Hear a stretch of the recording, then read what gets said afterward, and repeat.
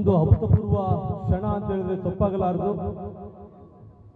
ಕಾರಣ ಏನಂತಂದ್ರೆ, ನೀವು ಬೆಂಗಳೂರು ಹಾಲು ಒಕ್ಕೂಟ ಕೊಟ್ಟಂತ ಎಲ್ಲ ನಿರ್ದೇಶನಗಳನ್ನ ಪಾಲನೆಯನ್ನ ಮಾಡಿ ಯಾವ ಯಾವ ಮಾನದಂಡಗಳನ್ನ ಪಾಲಿಸಬೇಕು ಅಂತ ಹೇಳಿದ್ರು ಕೂಡ ಎಲ್ಲವನ್ನೂ ಪಾಲಿಸಿ ಗುಣಮಟ್ಟದ ಹಾಲನ್ನ ಸರಬರಾಜು ಮಾಡದ ಪ್ರಯುಕ್ತವಾಗಿ ಇವತ್ತು ಗೌರವಾನ್ವಿತ ಅಧ್ಯಕ್ಷರು, ಅವರು ವ್ಯಕ್ತಿ ಅಲ್ಲ ಒಂದು ಶಕ್ತಿ ಅಂತ ಹೇಳಿದ್ರೆ ತಪ್ಪಾಗಲಾರದು, ಡಿ.ಕೆ. ಸುರೇಶಣ್ಣರವರು.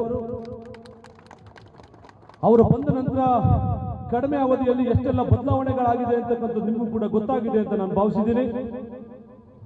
ಎಲ್ಲ ಗೌರವಾನ್ವಿತ ಹಾಲು ಉತ್ಪಾದಕರ ತಂದೆ ತಾಯಿಗಳ ಪ್ರಣಾಮಗಳಿಗೆ ವಂದಿಸುತ್ತಾ, ಬಂಧುಗಳೇ, ಇವತ್ತಿನ ಒಂದು ಸುಂದರ ಕ್ಷಣಕ್ಕೆ ಸಾಕ್ಷಿಯಾಗಿರ್ತಕ್ಕಂಥವ್ರು, ಕಾರಣಕರ್ತರಾಗಿರ್ತಕ್ಕಂಥವ್ರು ಸನ್ಮಾನ್ಯ ಬಮುಲ್ನ ಅಧ್ಯಕ್ಷರು ಆದಂತ ಡಿ.ಕೆ. ಸುರೇಶಣ್ಣರವರೇ ಮತ್ತು ನನ್ನ ರಾಜಕೀಯ ಗುರುಗಳು, ಈ ಭಾಗದ ಜನಪ್ರಿಯ ಶಾಸಕರು, ನನ್ನ ಆತ್ಮೀಯರು ಆದಂತ ವಿಶ್ವಣ್ಣರವರೇ ಮತ್ತು ವೇದಿಕೆ ಮೇಲಿರ್ತಕ್ಕಂಥ ಎಲ್ಲ ಗೌರವಾನ್ವಿತ ನಿರ್ದೇಶಕರುಗಳೇ ಮತ್ತು ಸಹಕಾರಿ ಇಲಾಖೆಯಲ್ಲಿ ಅನೇಕ ವರ್ಷಗಳ ಕಾಲ ಸೇವೆಯನ್ನು ಸಲ್ಲಿಸಿ ಅಧ್ಯಕ್ಷಗಳಾಗಿರ್ತಕ್ಕಂಥ ನನ್ನ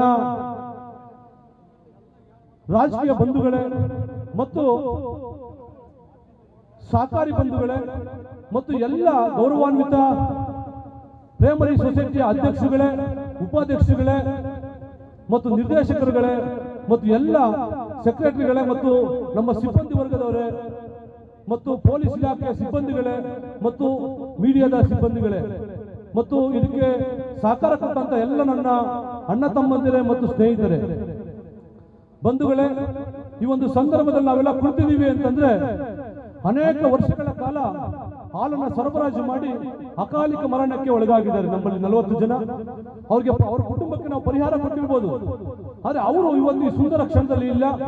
ಆ ಕಾರಣಕ್ಕಾಗಿ ಅವರು ನೆನೆತಕ್ಕಂಥದ್ದು ನಮ್ಮ ಆದ್ಯ ಕರ್ತವ್ಯ ಅಂತ ಭಾವಿಸ್ತಾ 1 ನಿಮಿಷಗಳ ಕಾಲ ಎದ್ದು ನಿಂತು ಮೌನಾಚರಣೆಯನ್ನು ಮಾಡಬೇಕು ಅಂತ ಹೇಳಿ ಎಲ್ಲ ಗೌರವಾನ್ವಿತರಲ್ಲಿ ಕೇಳ್ಕೊಳ್ತಾ ಇದ್ದೀನಿ.